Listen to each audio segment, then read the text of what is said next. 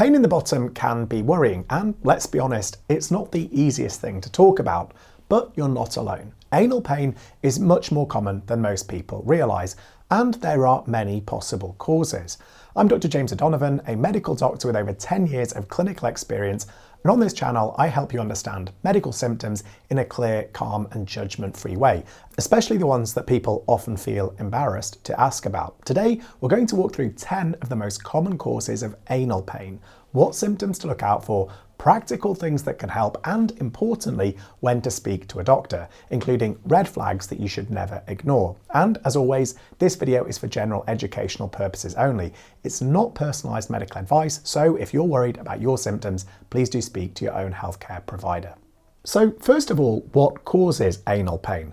Well, let's start with one of the most common culprits, and that is constipation. If your poo is hard, dry and infrequent, this can stretch and irritate the tissues around the bottom, leading to pain, especially when you're trying to go to the toilet. So what can help if you're struggling with constipation? Well, personally, I would recommend 3 key things that you need to do. Firstly, drink plenty of fluids. As a rough guide, aiming for around 2 litres of water a day can help to soften the stools as well as make them easier to pass. The second really important thing to do is increase the amount of fibre in your diet. So why does this work? Well, fibre adds bulk to the stool and it helps to keep things moving. Good sources of fibre include fruit like apples, pears and berries, especially if you leave the skin on, vegetables like broccoli, peas and carrots, whole grain foods like porridge, wholemeal bread and brown rice, as well as beans and lentils, as well as a small handful of nuts and seeds. Now the important thing is that if you're not eating much fibre at the moment, just try to increase your fibre gradually to avoid bloating or actually having the opposite problem, which is loose stools. And thirdly, if you're still struggling despite these 2 things, a pharmacist could recommend short-term laxatives, which are medicines to soften the stools and make going to the toilet more comfortable. Now things like isfagula husk, which you might know by the brand name Fibergel, or osmotic laxatives like lactulose or macrogol can be useful. Now these are usually short-term solutions, so do follow pharmacist or doctor advice before you take them, and as always, read the specific instructions and advice sheet that comes with the medication before taking it. Now the next common cause are hemorrhoids, also called piles. These are swollen veins in or around the bottom, and they're incredibly common. People often notice itching, a small lump near the anus, and bright red blood on the toilet paper after wiping. So how do we manage hemorrhoids? Well, the simple things matter a lot. Again, keeping stools soft with good hydration and fibre helps to prevent further irritation. Warm baths, even just sitting in warm water for 10 to 15 minutes, can soothe any itching sensation and discomfort. Many people also benefit from creams and suppositories that you can buy without a prescription. These often contain soothing ingredients, so things like hydrocortisone, which is a steroid, or a numbing agent to relieve itching and swelling.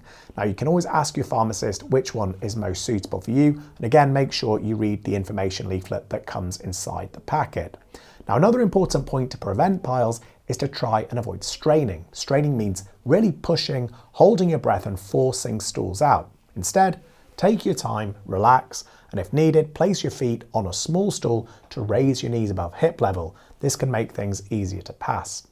Now another common cause is an anal fissure. This is a small tear in the skin around the anus, usually after passing a very hard stool. It tends to cause sharp pain when you go to the toilet, followed by a burning sensation that can last for a while afterwards, and sometimes fresh red blood on the paper.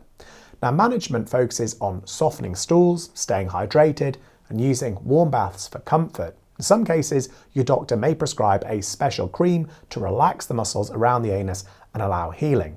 Now the fourth potential cause of anal pain is a perianal abscess. Now this happens when an infection causes a pocket of pus near the anus. It usually causes severe throbbing pain, swelling, redness, and sometimes a fever or feeling unwell, plus a smelly discharge.